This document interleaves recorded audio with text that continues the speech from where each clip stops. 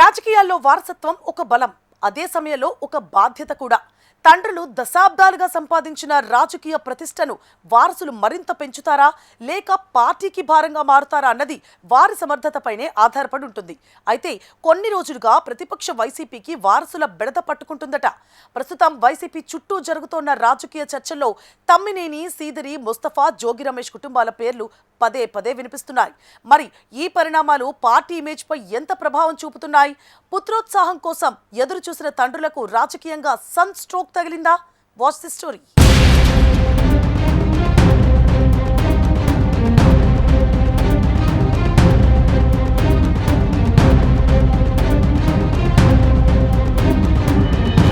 పుత్రుడు జన్మించిన నాడే పుత్రోత్సాహం తండ్రికి కలగదు. పుత్రుడిని జనులు పొగడగనే తండ్రి ధన్యుడు సుమతి.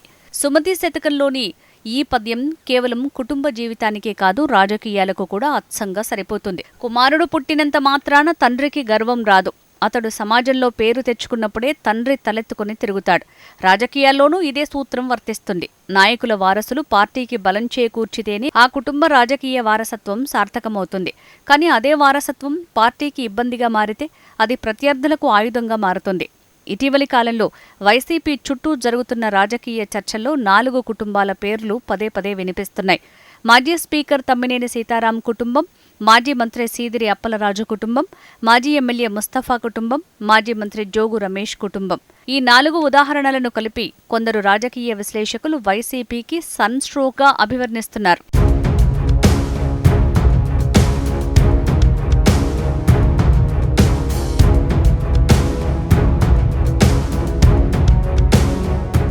ఇది ఏ ఒక్క కుటుంబం గురించిన కథ కాదు. పార్టీలు తమ రెండో తరం నాయకత్వాన్ని ఎలా తీర్చిదిద్దుతున్నాయి అనే పెద్ద చర్చకు నాంది ఇది. రాజకీయాల్లో వారసత్వం కొత్త విషయం కాదు. కానీ వారసత్వం విజయవంతం కావాలంటే కేవలం ఇంటి పేరు సరిపోదు. ప్రజల్లో ఆమోదం, కష్టపడే తత్వం, రాజకీయ పరిపక్వత, ప్రత్యర్థులను ఎదుర్కొనే సామర్థ్యం, ముఖ్యంగా పార్టీకి సానుకూల ఇమేజ్ తీసుకురావటం అవసరం. ఇవి లేకపోతే వారసత్వం వరంగా కాకుండా భారంగా మారుతుంది.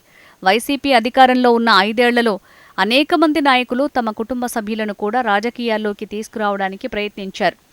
కొందరు ఉత్తమ వారసులను ప్రజలకు పరిచయం చేస్తే మరికొందరు కొన్ని కారణాల వల్ల మిన్నకుండిపోయారు. ముస్తఫా కుటుంబానికి సంబంధించిన పరిణామాలు, తమ్మినేని కుటుంబంపై వస్తున్న రాజకీయ విమర్శలు, సీదిరి కుటుంబానికి సంబంధించిన చర్చలు ఇవి ఇప్పటికే రాజకీయ వర్గాల్లో చర్చనీయాంశంగా మారాయి.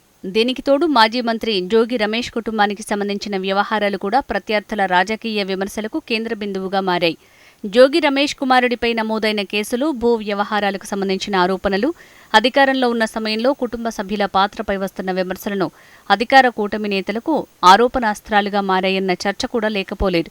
మరోవైపు వైసీపీ మాత్రం ఇవన్నీ రాజకీయ కక్ష సాధింపులో భాగంగా నమోదైన కేసులేనని కొట్టిపారేస్తోంది. నిజానిజాలు చట్టపరమైన ప్రక్రియల్లో తేలాల్సి ఉన్నప్పటికీ రాజకీయంగా మాత్రం ఈ అంశాలు ప్రత్యర్థులకు ప్రచార అస్త్రాలుగా మారాయని పరిశీలకులు అభిప్రాయపడుతున్నారు.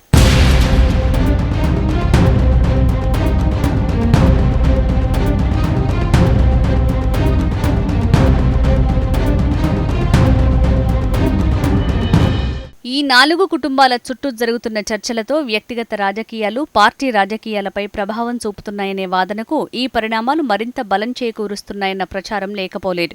ఒకప్పుడు వైసీపీ తన ప్రత్యర్థులపై కుటుంబ రాజకీయ విమర్శలు చేసేది.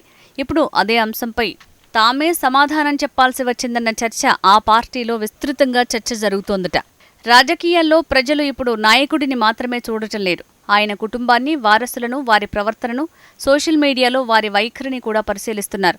ఒక కుటుంబ సభ్యుడి చర్య మొత్తం పార్టీపై ప్రభావం చూపే పరిస్థితి ఏర్పడింది. అందుకే ఇప్పుడు ప్రతి రాజకీయ పార్టీ రెండో తరం నాయకుల విషయంలో మరింత జాగ్రత్తగా వ్యవహరించాల్సిన అవసరం ఏర్పడింది. ఇక్కడ మరో ఆసక్తికరమైన అంశముంది. తండ్రులు దశాబ్దాల పాటు కష్టపడి సంపాదించిన రాజకీయ మూలధనం ఒక్క తప్పటడుగుతో దెబ్బతినే అవకాశముంది. పేరు సంపాదించడానికి సంవత్సరాలు పడుతుంది. కానీ ఆ పేరు దెబ్బతినడానికి కొన్ని రోజులు చాలు.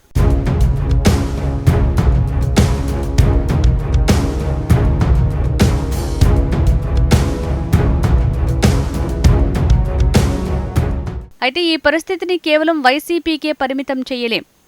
భారత రాజకీయాల్లో దాదాపు అన్ని పార్టీల్లోనూ వారసత్వ రాజకీయాలు ఉన్నాయి. కొన్ని చోట్ల అవి విజయవంతమయ్యాయి, మరికొన్ని చోట్ల పూర్తిగా విఫలమయ్యాయి. కాబట్టి సమస్య వారసత్వంలో కాదు, ఆ వారసత్వాన్ని మొయ్యగల నాయకత్వ సామర్థ్యంలో ఉంది. ప్రస్తుతం వైసీపీ ఎదుర్కొంటున్న అసలు సవాలు కూడా ఇదేనని రాజకీయ విశ్లేషకులు భావిస్తున్నారు.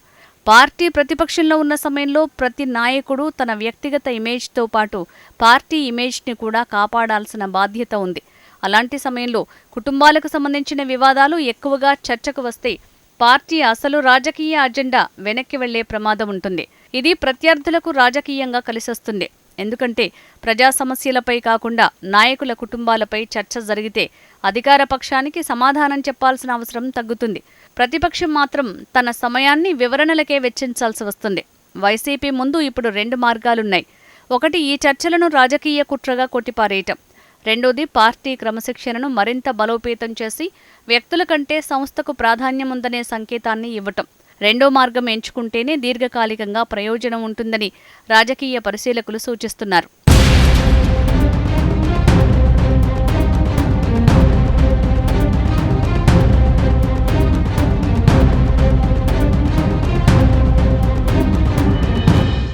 వారసుడు కేవలం నాయకుడి కుమారుడు కావటం సరిపోదు.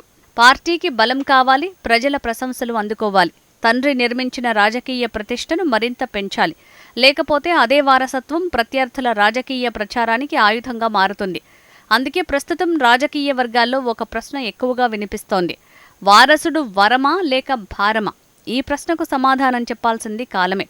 కానీ ప్రస్తుత రాజకీయ పరిస్థితుల్లో ముస్తఫా, తమ్మినేని సీదిరి, జోగి రమేష్ కుటుంబాల చుట్టూ జరుగుతున్న చర్చలు వైసీపీని రక్షణాత్మక స్థితిలోకి నెట్టాయన్నది రాజకీయ విశ్లేషకుల వాదన. అదే సమయంలో ఈ విమర్శలను వైసీపీ రాజకీయ ప్రేరేపిత ప్రచారంగా బలంగా కొట్టిపారేస్తోంది.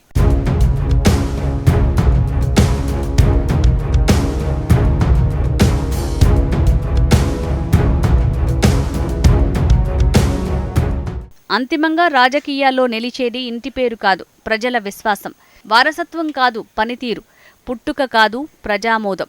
అదే ప్రతి రాజకీయ కుటుంబానికి, ప్రతి పార్టీకి వర్తించే శాశ్వత సూత్రం. చివరగా మళ్లీ సుమతి శతకంలోని ఆ పద్యం దగ్గరికి రావాలి. పుత్రుడు జన్మించిన నాడే పుత్రోత్సాహం తండ్రికి కలగదు. పుత్రుడిని జనులు పొగడగనే తండ్రి ధన్యుడు. రాజకీయాల్లోనూ ఇదే సత్యం. అయితే ఇది ఏ ఒక్క పార్టీకో మాత్రమే పరిమితం కాదు. దేశంలో వారసత్వ రాజకీయాలు కలిగి ఉన్న ప్రతి పార్టీకి ఇది వర్తిస్తుంది.